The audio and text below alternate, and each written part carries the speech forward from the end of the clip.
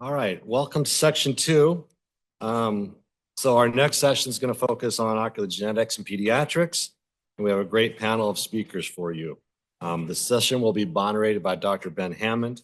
Ben is part of the pediatric ophthalmology team at the Flaum, where he sees kids with a full range of eye diseases and treats adult strabismus. He's done his medical training at Michigan, then came to Flaum when he completed his ophthalmology residency before heading to USC and Children's Hospital of Los Angeles to do his fellowship in pediatric ophthalmology. He returned to Rochester in 2012 and joined the pediatric service and has been a clinician and leading educator in our department, including past role as director of the residency program. Recently, Ben put his energy into opening an eye clinic for autistic children and their families at our Webster location. We're truly grateful for his efforts in supporting this unmet need in our region and hope that he continues to grow this important service. Ben? Is Ben not here yet? Oh, there he is. Ben, welcome. Just trying to hide there. I guess it didn't work. I'm happy to be here to moderate today. Our first speaker is going to be Dr. Vikas Khetan, and I'm delighted to introduce him. Dr. Khetan was recently appointed as the Mina Chung Professor of Ophthalmology at the Flaum Eye Institute. Here he leads our region's first and only dedicated ocular oncology service. He specializes in the treatment of intraocular tumors in both adults and kids, and also performs complex retinal surgeries for patients of all ages. Dr. Khetan earned his MBBS and completed his internship at JSS Medical College in Mysore. This was followed by getting his diploma in ophthalmology from Kasturba Medical College, and he then completed a surgical vitreoretinal fellowship. He then came to North America and completed 2 ocular oncology fellowships, the first at Toronto's Hospital for Sick Children, where he focused on pediatric oncology and retinoblastoma. He then did a fellowship at Princess Margaret Cancer Center for Adult Ocular Oncology.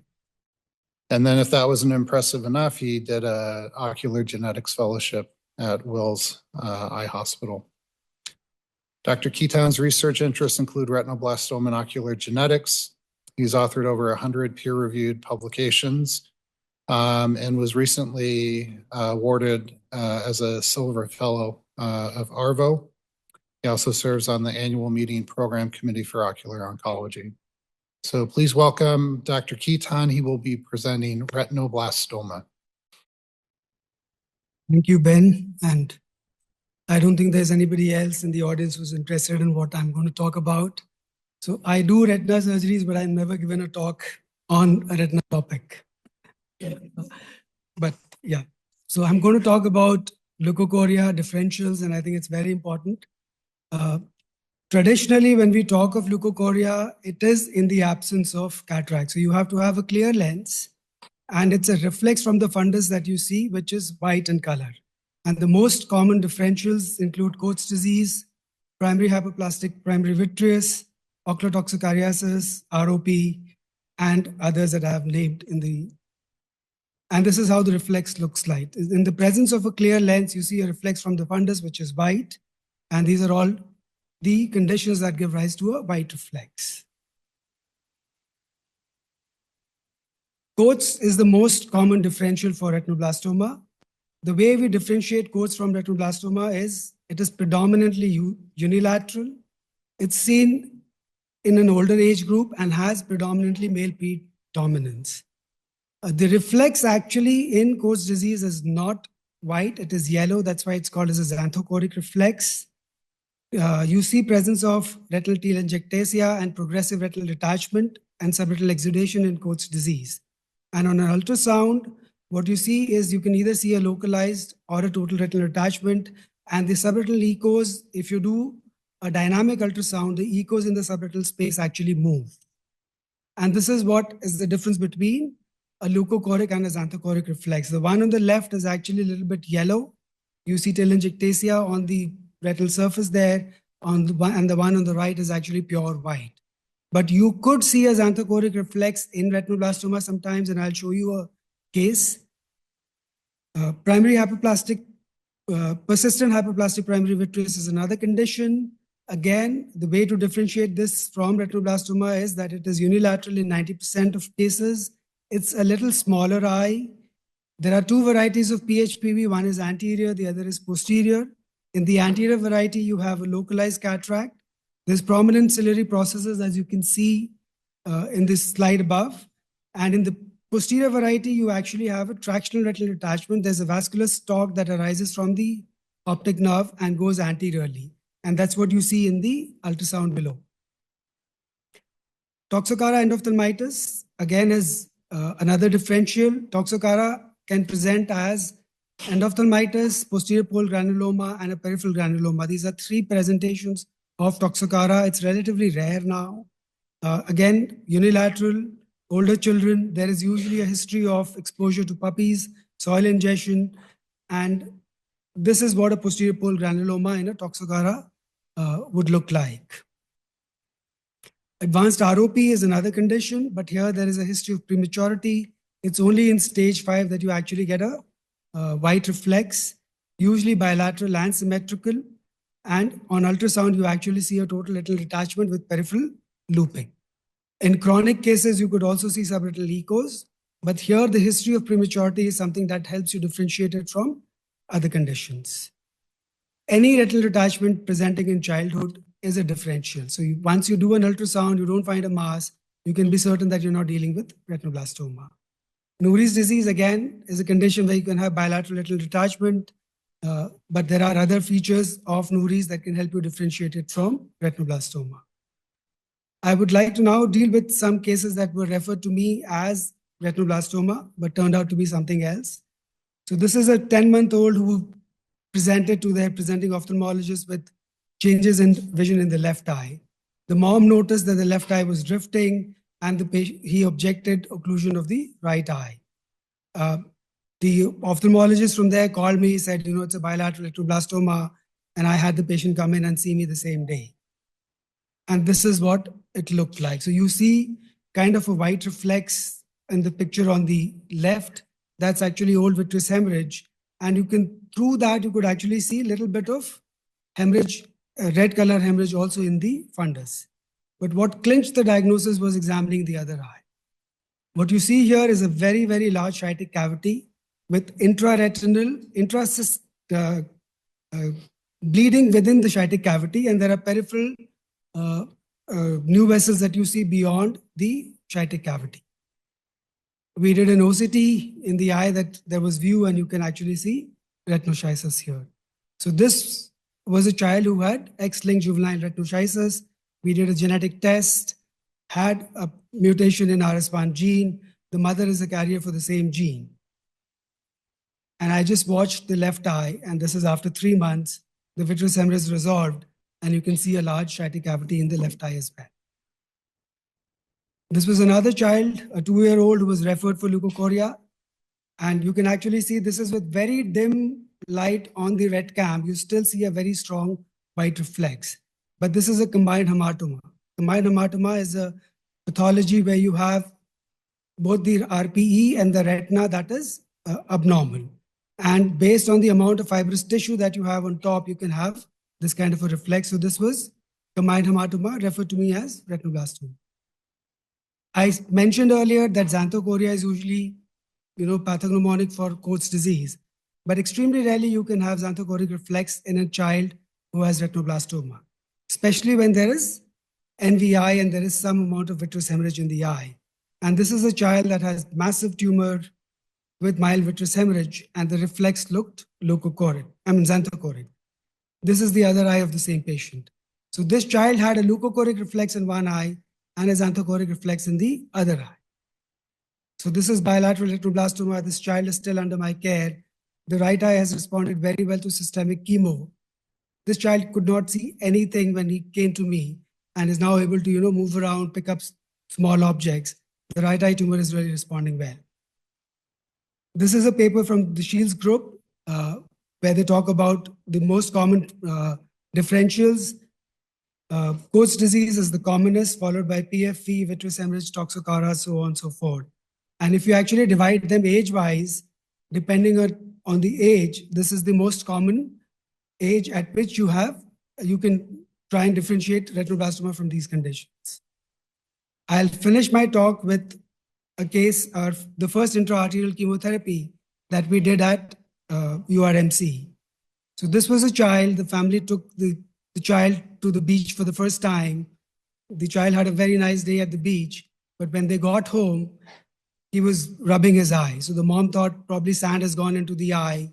They take her to an pediatric ophthalmologist, and he happened to dilate the eye. And this is what they found inside. So this was a unilateral retinoblastoma in the left eye. It's overhanging the disc. There are cystic changes in the eye. So this is a cavitary retinoblastoma. This child underwent intraarterial chemotherapy, single drug, melphalan, and this is after 1 cycle of chemotherapy. Extremely good response. You can start seeing the optic nerve. The macula is free, so the child has extremely good vision. This is after the second cycle of chemo, and this is what the child looks like now. So the tumor has regressed, the optic nerve can be seen.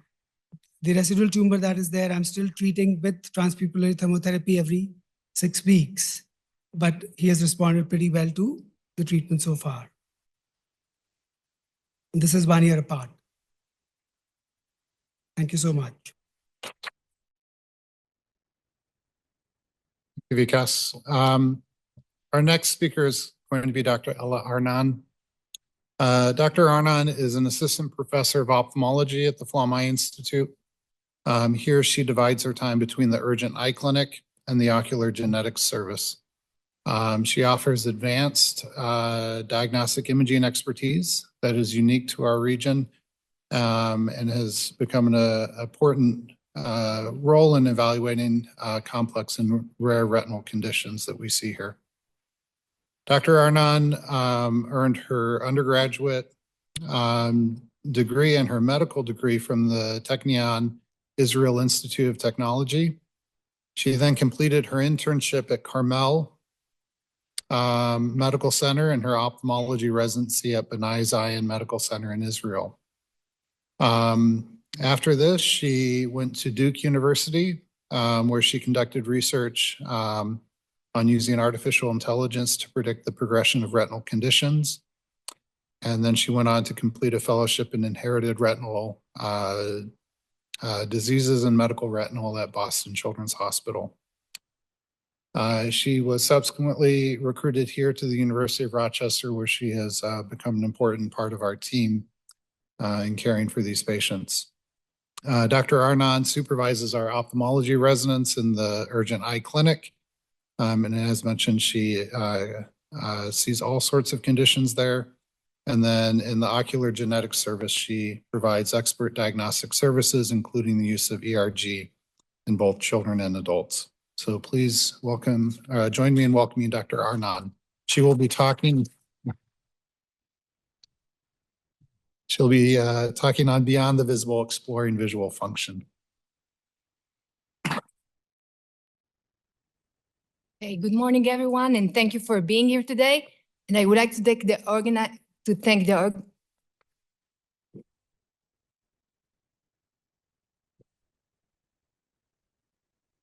Okay, so without presenter view, let's do it. Good morning, everyone. Thank you for being here today, and I would like to thank the organizer for inviting me and for this wonderful conference.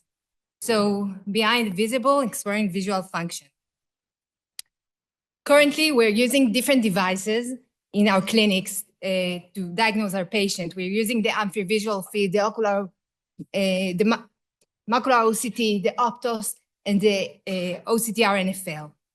Today, I would like to speak about other devices that we've got here at Flaum that can help you evaluate and get more information about your patient. So let's start.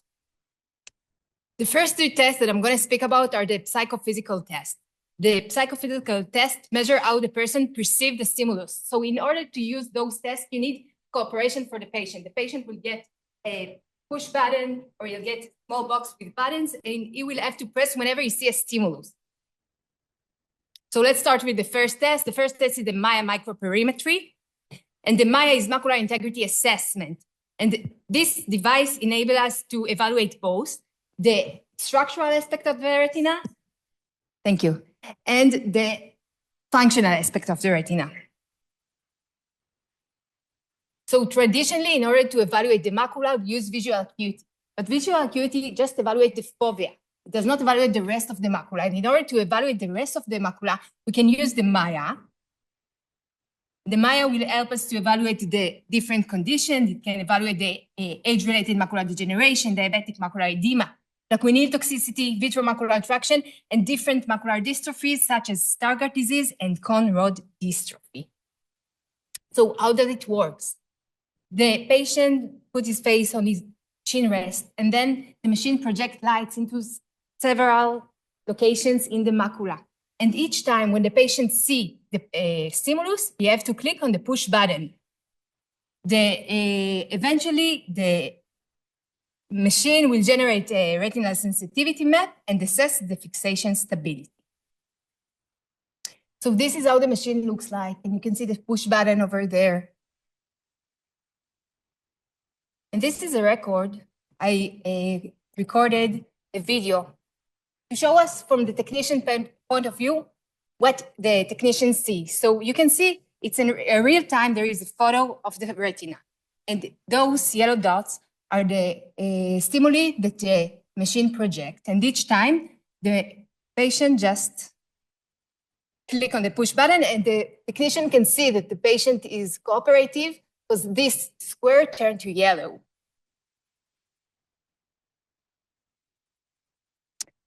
And this is how a normal MAIA report looks like. So you can see that the fixation located in the fovea and also the average threshold is within normal limits. It's in the green area. And you can see that the fixation stability is stable. It's also in the green area. Over here. And here I wanted to show you an abnormal MAIA report. And here you can see that in the fixation located here, temporal to the optic nerve, it is not located in the fovea. Also, the average threshold is decreased, it's here, and the fixation stability is relatively unstable. So this is an abnormal test. So I spoke about the MAIA, and now let's speak about the FST. What is the FST? The FST is full field stimulus test, and it enables us to assess the visual function in individuals with very low vision.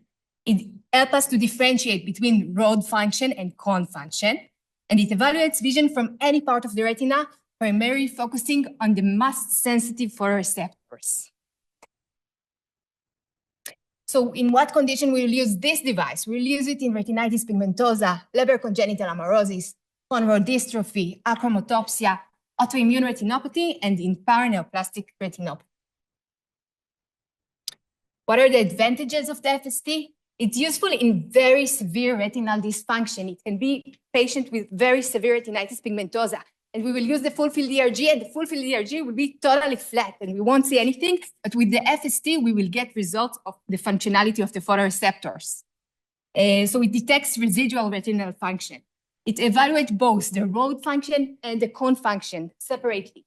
And also, it does not depend on fixation. So the patient can have nystagmus, and we can still test the patient. So it's a very useful device.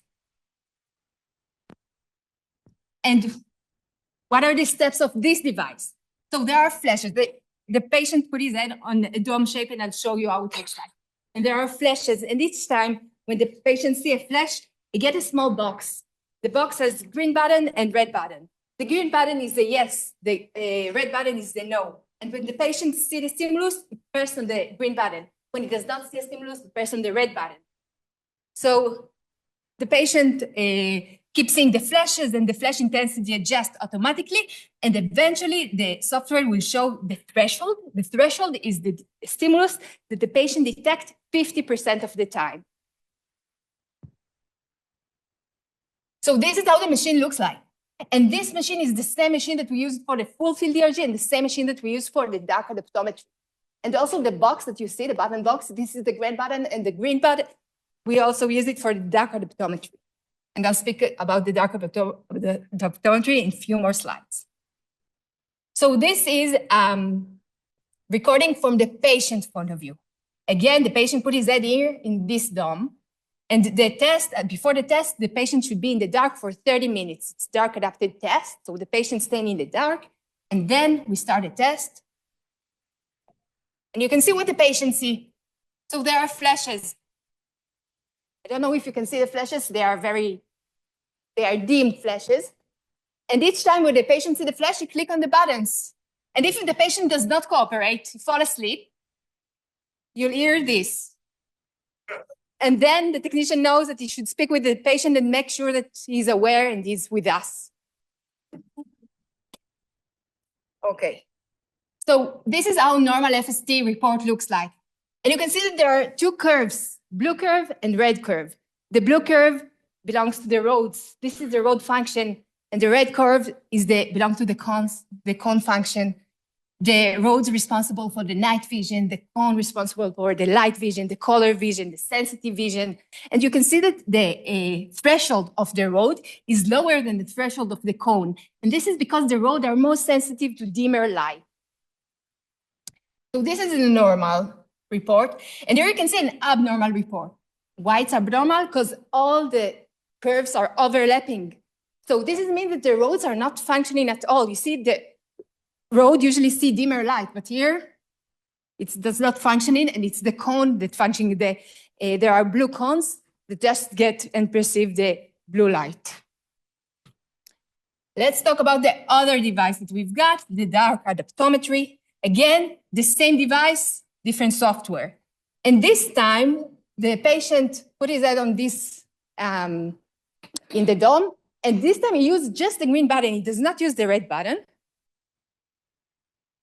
So what does the dark adaptometry enables? It measures how well the eye adjusts to darkness after exposure to very bright light. It assesses the time needed to regain sensitivity to low light, and it helps us to evaluate road function. So it's very essential for night vision and all kind of night vision disorders, nyctalopia. So what kind of conditions it's helpful? It's helpful with retinitis pigmentosa, vitamin A deficiency, congenital stationary night blindness, in AMD and in diabetic retinopathy. Again, advantages. It detects early changes. It means that you can see a patient and the OCT will be totally normal. All the layers will be preserved.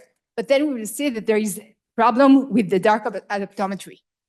It is very sensitive to road dysfunction, very good to patients with nyctalopia, retinitis pigmentosa, congenital stationary night blindness. It is not invasive, it is repeatable, and it gives us quantitative data. So we can compare it in the next visits. What are the steps of this procedure? So this procedure does not need dark adaptation before. The patient exposed at first to very, very bright light. It's extremely bright for 5 minutes. And then the patient should put his face on the chin rest, and he has to focus on red target. And each time he sees stimulus, again, the stimulus will be in different colors. They test the road and the cones. And the test measure how quickly and how well the eye regains sensitivity in the dark. Eventually, we get the threshold, and it's defined the lowest light intensity that the patient can perceive. So this is the bleaching. And the patient put his head there and it's very, very bright again. It's not so convenient, but it's part of the test. And this is the rest of the test. So the patient have to look at the bright light. And whenever you see the flash, you should press on the green button. If he does not see a flash, he does not have to press at anything. You see, it tests the red for the cones, tests the green for the roads.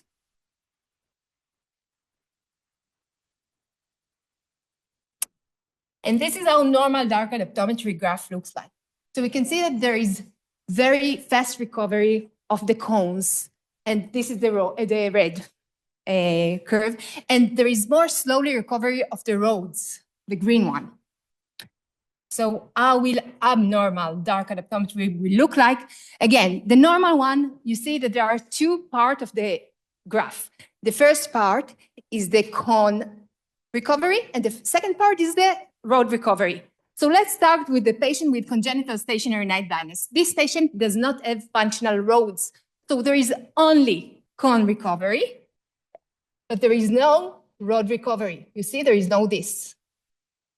What about this patient with retinitis pigmentosa? This patient has very, very advanced disease. So it doesn't have road recovery at all. There is no this part, but also his cone recovery is very reduced, you can see. And what about the patient with this patient? He also has retinitis pigmentosa. He has reduced cone recovery, reduced road recovery, but both photoreceptors are functioning. The last test, the VP. VP, visual evoked potential, it measures the brain's electrical response to visual stimuli. There are electrodes who place it on the scalp, on the occiput, and reflect integrity of the visual pathway from the retina to the visual cortex. So I talked about psychophysical test. For psychophysical test, the patient needs to cooperate. In this test, the patient does not need to cooperate. It's just reading the electrical activity. So we don't need any feedback from him. When do we use the VP? We use it in unexplained vision loss, in optic nerve disorder, to monitor children, and also to monitor nonverbal patients, in toxic and nutritional optic neuropathy, and in retinal dystrophies. What are the steps of this procedure? So in this procedure, there is a screen, and the patient should just look at the screen, and the screen change stripes or squares, and the patient, it's better that you will focus in the middle of the screen, and then eventually we will get the brain electrical response through the electrodes. So this is the single channel VP, and there is another device that we have here. It's the 3-channel VP. And what is the difference? The difference from the single channel, in the single channel, there is only electrode in the midline. In the 3-channel VP, there is also electrode in the left occiput and in the right occiput. So it allows us simultaneously to evaluate the activity in different areas of the brain. When do we use it? We use it if there is any retrobulbar lesion, and we also can use it if there is a misrouting of the axons. So usually in normal patients, that you can see in this photo, that 40% of the axon remain in the same area and 55% just cross in the chiasm. In patients, for example, with albinism, 20% of the axons remain and 80% cross in the chiasm. So there is chiasmal misrouting. And now I'll show you how it looks like in the VP. So in 3-channel VP, let's look at the normal control child. In the right eye, you'll see the recording from the right occiput and the recording from the left occiput are similar. Unlike the child with albinism, let's look at the right eye. The recording from this right occiput and this left occiput are inverted. So this machine will help us to recognize patients with misrouting of the axons. So let's summarize everything. Today we spoke about the MAIA, the FST, dark adoptometry, and the VP. The MAIA, the FST, and the dark adoptometry, we need cooperation of the patients, but they are very essential exams. The MAIA help us to evaluate the macula. The FST will help us to evaluate the most sensitive photoreceptor. So if you have a patient with very, very advanced disease and you want to know if there is any functionality, send him to the FST. And the dark adoptometry will help us to evaluate patients with night vision problems. So very advanced retinitis pigmentosa, very advanced in congenital stationary night blindness, and other advanced disease when most of the photoreceptors are gone and you want to see if there is any functionality. And the VP is very essential exam because it does not need any cooperation. So you can get information about the pathway, the visual pathway, without any cooperation from the patient side. Those tests offer us valuable information, and they are here. So just contact us, and I want to thank those are my electrophysiology technicians, and they are wonderful. And if you have any questions, This is my email. This is it. Thank you. Keola, that was great. Our last speaker today for this session is going to be Dr. Alex Levin. Alex is the Flaum Institute's Chief of Pediatric Ophthalmology and the Lutz Ching Professor of Ophthalmology. He's been a very important part of our department since joining us. This includes establishing an ocular genetics program and adding clinical and research fellowships in ocular genetics and helping us as we transition to a pediatrics fellow as well. In addition, he's helped grow our department or our division and has started the first gene therapy treatment center here in New York State. In addition, he's established a new training program here for ocular genetics counselors, which is a very important need that we have. Prior to arriving at Flaum, Alex was the Chief of Pediatrics and Ocular Genetics at Wills Eye. And before that, he was on faculty at Toronto's Hospital for Sick Kids. He is the only physician in the world to hold simultaneous specialty certifications in ophthalmology, pediatrics, and child abuse pediatrics. His research is expansive. He has nearly 400 peer-reviewed publications on a variety of topics. Please welcome Dr. Levin as he presents Voretigene, neparvovec, and gene therapy, the Flaum Experience. Thanks, Ben. Special thanks to Steve Coffin for all his work in putting this together. Let's give him a round of applause. Well done. So I'm going to talk to you a little bit about our experience with gene therapy with this product that we'll talk more about in a second. So what is gene therapy? Well, gene therapy actually means a lot of different things. You can replace the protein that's made by a defective gene. That's a form of gene therapy. You can up or down regulate genes. You can replace a gene or the function of a gene, or you can actually fix genes. Fixing genes is the CRISPR thing you read about in the newspaper. You can regulate or control, imagine if you could turn down apoptosis, right? So retinitis pigmentosa, your retina degenerates from apoptosis. If you could turn off apoptosis, or from glaucoma, turn off apoptosis, that could prevent visual loss. Another example of regulating steps is the NR2E3 gene, which promotes the differentiation of cones over rods. So if you could change that pathway, you could manipulate the pathway to preserve cone function. And gene therapy will be different for different inheritance patterns. For example, an autosomal recessive inheritance, where you need both copies of the gene to be abnormal, all you have to do is replace one copy and turn the patient into a carrier, and they'll have normal function. An autosomal dominant disease, where you have one copy that's normal, one that's abnormal, you could increase the expression of the normal allele or replace the abnormal allele. And if it's dominant negative, where the abnormal protein interferes with the positive protein, the normal protein, then you'd have to just inhibit the abnormal protein. So lots of strategies, lots of ways to accomplish our objectives. The prerequisite to doing gene therapy is you have to understand the genetics of the disease. You have to have a treatment that is efficient in its delivery of your product and it's non-toxic. You have to be able to control gene expression. You don't want to overexpress a gene.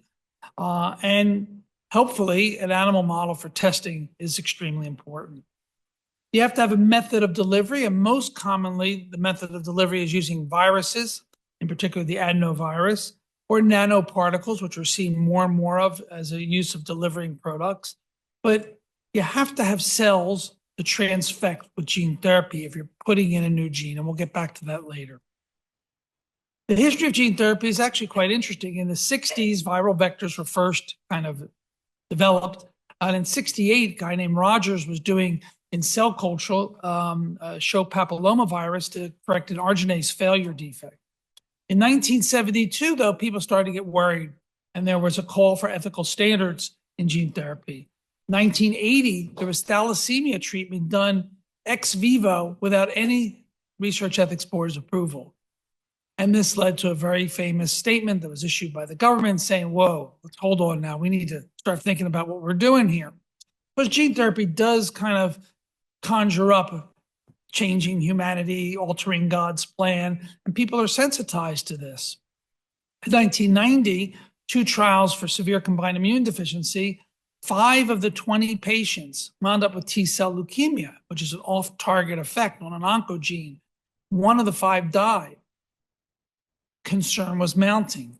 And then in 1999 was the famous Jesse Gelsinger case at the University of Pennsylvania, where he was treated with an AAV5 virus for OTC deficiency. He died after 4 days from a cytokine storm. And that's when the ethical concerns really hit the newspapers around the world. And in 2000, the FDA created a moratorium on gene therapy. But nonetheless, we've moved past there. And progress has really been happening in spades. In 2000, meanwhile, we're working on ex vivo treatment, gene therapy treatment for tumors.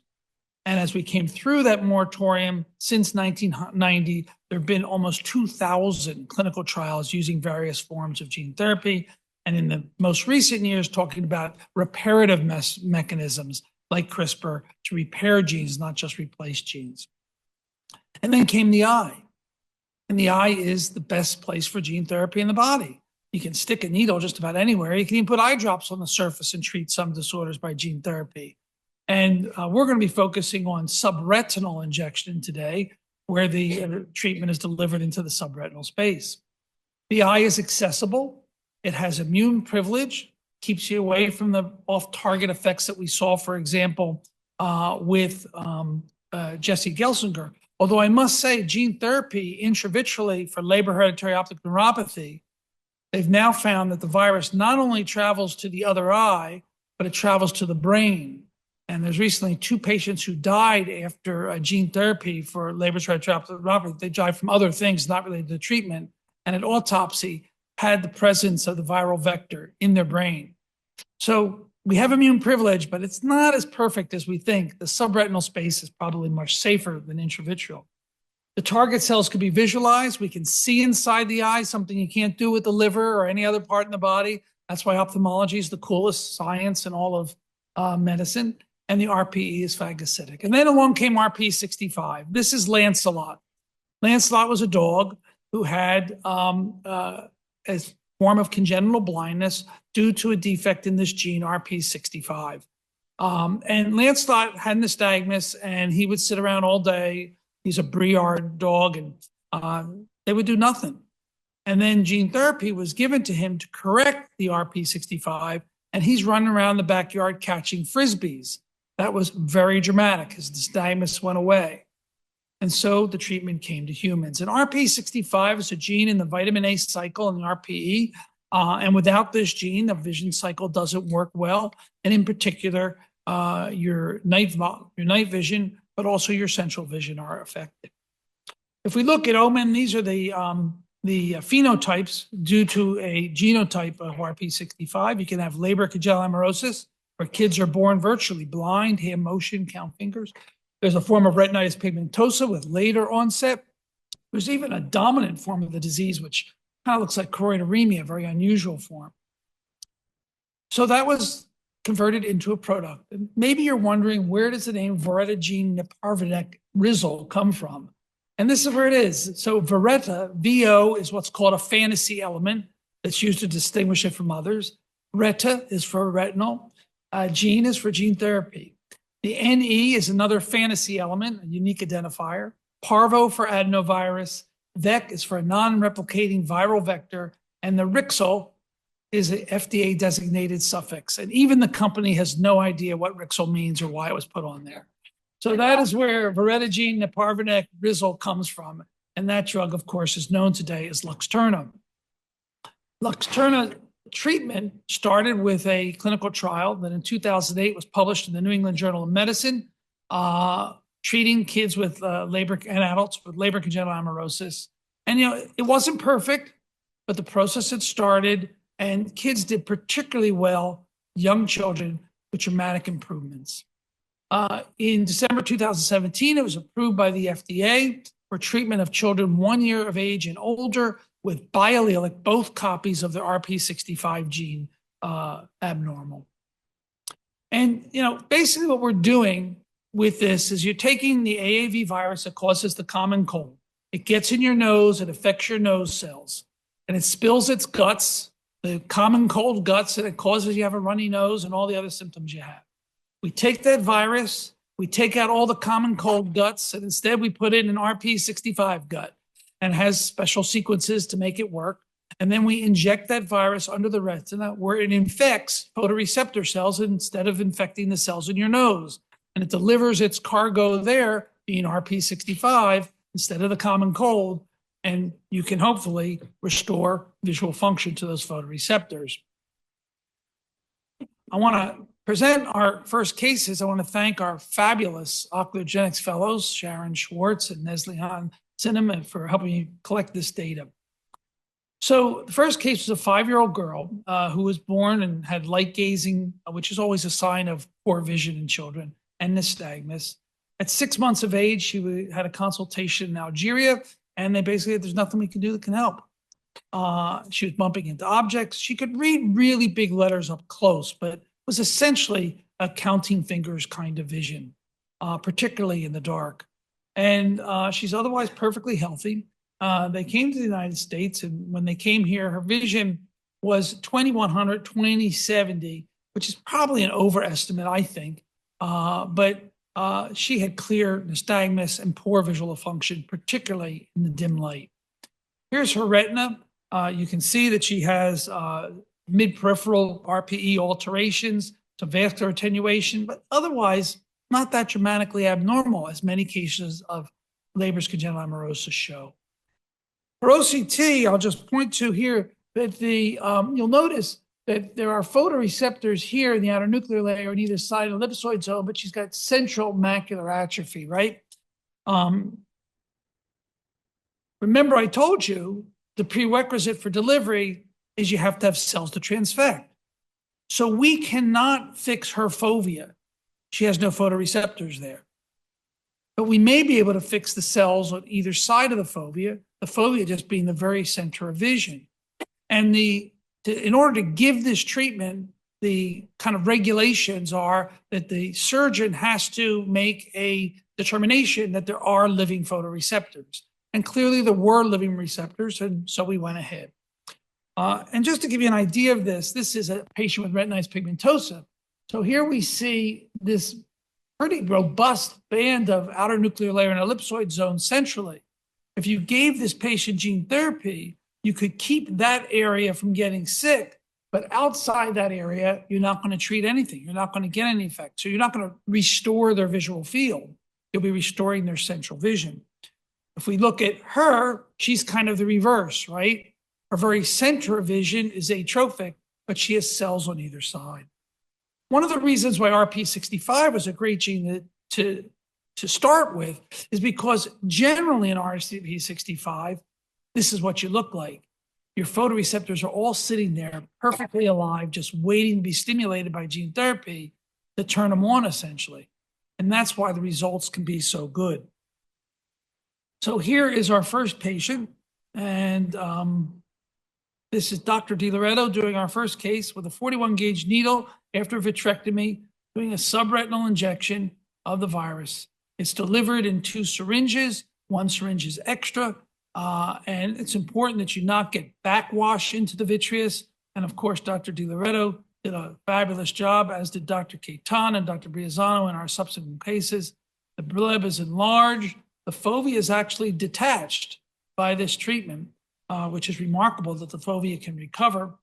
And that is the delivery of the vector. So what happened? This kid had a dramatic improvement.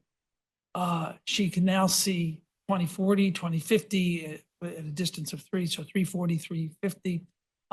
And the OCT looks exactly the same. No change there. In fact, if we did her ERG would have no change. That's been shown in previous studies. But the improvement was great. I mean, this brought tears to my eye watching her in the clinic. You took this kid who could barely see, and now you're sitting back with a chart, and she's reading the chart to the best of her young ability. This is a note I received from the father recently. They moved back to Algeria. He says, I'm the father. I would like to inform you of my daughter's improvement. She is currently in kindergarten, can now write numbers and letters. We are very happy with this result. Here's from her local physician. She benefited from the gene therapy treatment with Luxturna, a first experience for me in their country. I note a clinical improvement already visible in her gait and her visual function. The ophthalmology examination shows visual acuity, 110. And he goes on to say that there's a regression of the nystagmus. The rest of the eye looks fine. The macular OCT shows the thickness comparative with the preoperative OCT. This is miraculous. It really is. This kid went from blind to seeing in dim illumination. The second case is a little different. This is a 21-year-old gentleman. He's had a retinal dystrophy since birth, so he has Leber congenital amaurosis. He's had poor vision at night in particular since birth, and nystagmus since he's 2 months old. Otherwise, perfectly well. Visual acuity, light perception in each eye. His fundus is very similar to the young girl, maybe some more pigment alterations. And his OCT is a little bit different. You can see that he does have central outer nuclear layer. So he has more cells living than she did, right? His ERG is flat. His field is a tiny central island. And at his last visit, he's now, should say, counting fingers and hand motion after the exam. His OCT looks the same as expected. He was initially very disappointed. And that was part of this is managing expectations of the patient. And when he came in, he was upset with the bubble. He didn't see, but when the bubble went away from his vitrectomy, then he started to appreciate the improvement in his dim vision and he became happier with the exam. And there's his vision currently, and now he's very happy that he went ahead with this. So management of expectations is really important here. The last case is an adult woman, and she's chosen, she's got Leber's as well, to only do one eye. She's not ready to do both eyes. And that case is upcoming. A little bit more about her in a second. So reflecting on this, our first 3 patients, you might be asking, why only 3 patients? Well, there's 20 approved centers in the United States that you can get this treatment at. We were actually the 14th, not the 17th center. So by the time we opened, if you look at the bottom is a calculation from this paper by Ed Stone's group, that there's really only 565 patients in the United States estimated to have this disease. If you figure half of them are not available or not eligible for whatever reason, you're down to 250 plus patients who could have treatment. Many have already been treated. And it's regional treatment. So we get referred all the patients from New York and surrounding areas. There's a center in Philadelphia. So that some patients go there, some patients go to us. So there's not a lot of patients out there. There is a tremendous amount of preparation. And I am very grateful to the support of Dr. DiLoretto, the OR, the teams, pharmacy. It's amazing. It really, really takes a village to do this treatment. And the whole idea of delivering gene therapy is new to medicine. And we have an advanced therapeutics committee that just started meeting. The only other gene therapy we really do here clinically is for spinal muscular atrophy, neurologic condition. And this is the new wave of medicine, and we have to prepare for how to do this. The drug is thawed, has to be delivered to the OR. The OR has to go off at a certain time before the virus goes bad. There's precautions with spreading this virus around in the operating room, so on and so forth. And it really does take a lot of work to make a single case happen. But most importantly, and perhaps the hardest barrier, is this. The treatment costs for both eyes $950,000. That is a lot of money for anybody, right? Not to mention that we purchased the drug. So we've spent the $950,000. So if anything happens to prevent that patient from going to the OR, if they get COVID that day, you lose the money. So there's a big risk as well. And treating this from a financial standpoint has been some lessons learned. The company has been very involved. They have a unit which helps patients find insurance coverage. They claim that no patient has been denied treatment in the entire United States because they've always been able to find insurance coverage. But it ain't that easy. There's some bias involved. When the first patient came to see us, they came with a representative from the company sitting in the waiting room. Are they going to do it? Are you going to do it? Are you going to do it? They want you to do it, right? That's the financial game. And we're trying to balance that. And we're trying to, remain at arm's length and do the treatment only in patients where it is relevant. The insurance pre-authorization process is difficult. Deny, reject, deny, reject, deny, reject, back and forth, letters of pre-authorization. And in case 2, he was all set to go with his second eye, but his insurance changed. We had to cancel the surgery and go through the whole process again to get insurance coverage. And in case number 3, the company which originally approved her therapy has now withdrawn their approval. So now we're back to square one, canceling her surgery again to try and get her insurance coverage. That is a difficult part of the procedure and a very realistic part of the go-ahead for the institution and for gene therapy in general. To date, we have received $0 in reimbursement. So the companies can approve, but then we have to collect. And that's a financial modeling that we're working on now with our Advanced Therapeutics committee to try and make this go more smoothly. Eventually, we will get reimbursed, of course, but this is obviously a concern when you're doing million-dollar treatments. Nonetheless, it is amazing. I mean, this is restoring sight in part to the blind. It is really incredible to see that young girl seeing just a week or 2 after surgery is extremely rewarding. There have been some long-term problems with Luxturna. This is months and years down the line. They can develop this late paramacular atrophy that occurs. We have way too early to see that in our patients. Allegedly, no patient has suffered visual compromise from these because it's around the area of the injection, may represent the edges of the elevated bleb. We don't know. So there's time to learn more. But we ask ourselves this question, is it sustainable to do this at $950,000?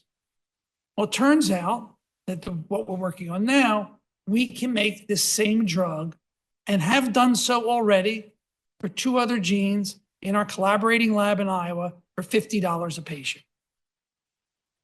Let me repeat that. $950,000, we have it for $50. And we're going to be doing that. There is a better way. We use a not-for-profit model, open access, anybody can have it. There's no 20 centers. You want to call us up, we'll send you the virus. No medical industry is involved. It's all philanthropically supported. And that will be started for the first time anywhere in the world here at University of Rochester, hopefully in the fall, with a gene called MAC, which causes retinitis pigmentosa. And I was on a committee meeting the other day, and they were saying, well, when should we invoke all these regulations? 250,000, 500,000? I said, well, what are you going to do when it's $50? They said, oh yeah, but then eventually, it's going to sell by some company. No, it's not. It's going to be $50. And we have to figure out how we're going to do this, right, to make this a long-term sustainable treatment. And this may be the way that we hope to solve that problem. Thank you very much. Thank you, Alex. I want to invite Dr. Arnon and Dr. Khetan up as well for our panel discussion.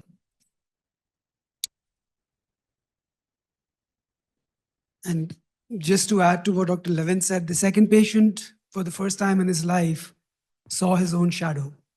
And when he saw that, he called his dad into the room and he said, what is it that is following me? So the first week he was very upset because of the bubble in the eye. And then when he saw his own shadow, he just wanted the second eye done. I can just add something regarding Ella's talk. I just want to say how absolutely spectacular it is to have Dr. Arnon here. She has totally transformed what we're doing in electrophysiology and given us the ability to do these tests, which really help us in diagnosing patients, particularly, for example, how many of you have patients who have night blindness and you can't figure out why, right? Well, dark optometry can help us with that. Number 2, it helps us with patients like albinism. 3-lead VEP can be very helpful diagnostic. So you'll be seeing more and more patients getting these tests as part of their clinical workup. It's also important for research because it helps us give markers to see how patients are progressing. So we have studies that are ongoing, are being developed using these tests.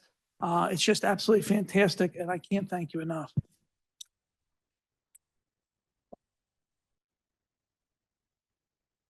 Open it up, Rachel. I should also thank Dr. DiLoretto for paying for all of it. I'm just a plumber. Thank you, all three. All great talks. Alex, I had a question about gene therapy. Is there any consideration for severity of disease, location of disease? I mean, you showed very different OCTs, and then how you dose the gene therapy concentration. I also wasn't sure if there are repeated doses or it's just a one and done. So I guess what are the thoughts around sort of tailoring it even further based on the severity or presentation of the disease? That is a great question. I couldn't have paid you to ask a better question, because the MAC treatment trial that's going to be starting soon, there we give the injection in the superior nasal retina, not in the fovea, because that's where the disease starts. If you look at them, their distribution of their pigmentary changes is a nasal disease. So we're going to purposely go to the area where the disease is worst to treat. And a disease like choroideremia, where all that's left is this tiny little piece of retina over your fovea, are we going to take the risk to put a bleb under there? And that's a big ethical concern. In fact, the first trials were not that effective. So yes, we do consider location. Dosing, all the trials have low dose, high dose arms in them. And dosing doesn't seem to make a difference that much. We always try the lowest dose that works, but that doesn't seem to be as much of a concern. Where it becomes a concern is in things like Batten's disease, which is our second gene on our list, where we can treat their retina, but these kids die from the brain disease. And the dose that you would need to treat their brain, and we're doing intraventricular injections of that, is just beyond scope of what you could deliver. That becomes another challenge. Thank you. And yes, and we should mention there is topical drops for corneal disease. And the problem with corneal disease is you guys are too good, you see. You got corneal transplant. So there's this great operation and laser, refractive surgery, all the stuff that you have. It's kind of slowed down the progress of doing eye drop gene therapy, but that's going to come. It's just a matter of time. Hi, great talks, everybody. Ella, especially great talk. I have a question for you regarding clinical workflow application of MAIA for our patients with plaque with no toxicity. Usually screen with 10-2's OCT max. When exactly should we think about sending these patients for the MAIA test?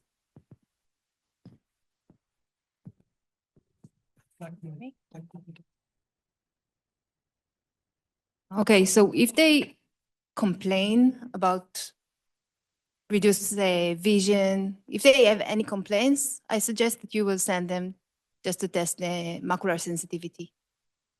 Yeah.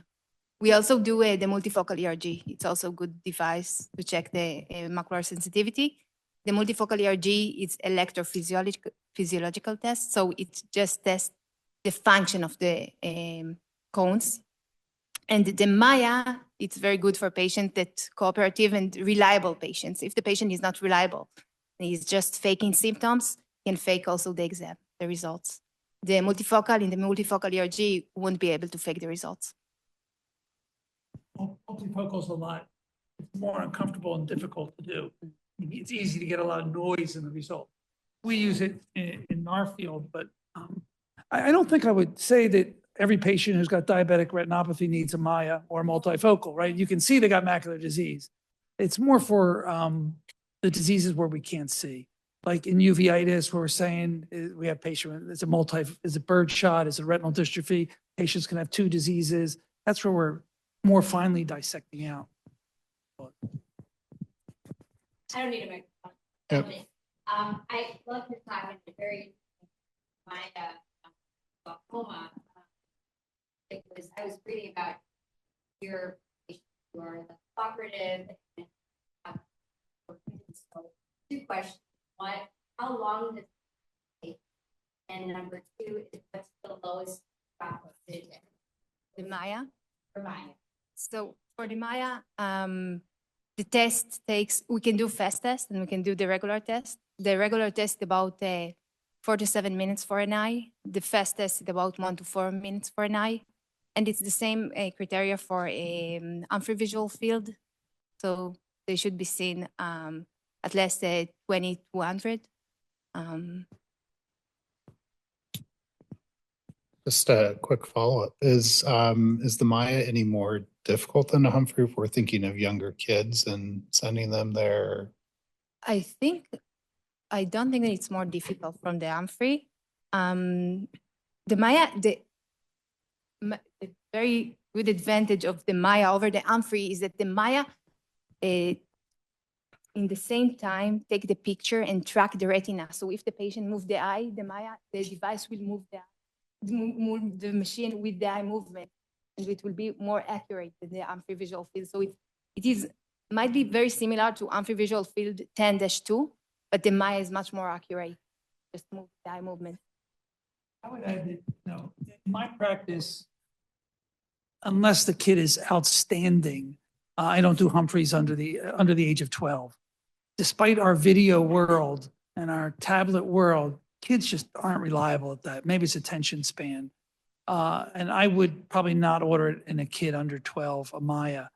We use Goldman Visual Field in the younger kids because you got someone there coaching them and helping them because there's a live technician.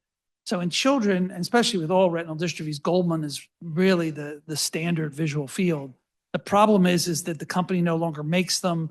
They're hard to maintain. Parts are difficult to find. We're very fortunate to have a Goldman that we've maintained here and a bunch of spare parts, but that's becoming difficult around the world.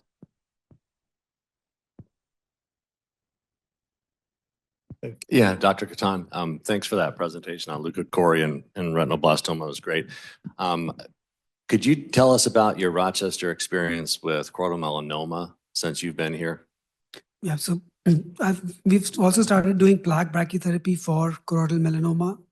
And so far we've done 9 or 10 cases of choroidal melanoma where we've plaqued.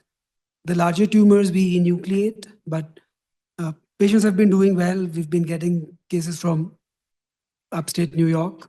So that service is also up and running. Outstanding. I have one more question. Sorry. Hi. It's a question for you, Vikas. That last case that you showed is just really impressive how much that tumor has shrunk. So I was just curious what the prognosis is for that child and what is long-term follow-up for them? Are they seen every 3 months, 6 months for recurrence? What does that look like? Yeah, so that child has a very good prognosis and currently probably 20/20 vision. I haven't measured that. It depends on, the tumor has responded really well. So currently I'm still treating the residual tumor every 6 weeks with transpupillary thermotherapy. He's unilateral, non-germline, so doesn't have the risk of any second non-ocular cancers. So the long-term prognosis is really good. And in 1 year, so intraarterial chemo actually stopped in July of last year. So in the last 10 months, he's not had a recurrence. So even the chances of recurrence are very, very low now. Let's not forget the point. Kids alive.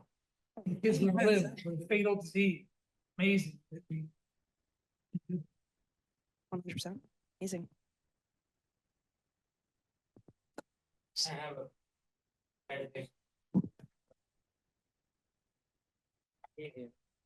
the teamwork that you need, and it's fantastic to see the results.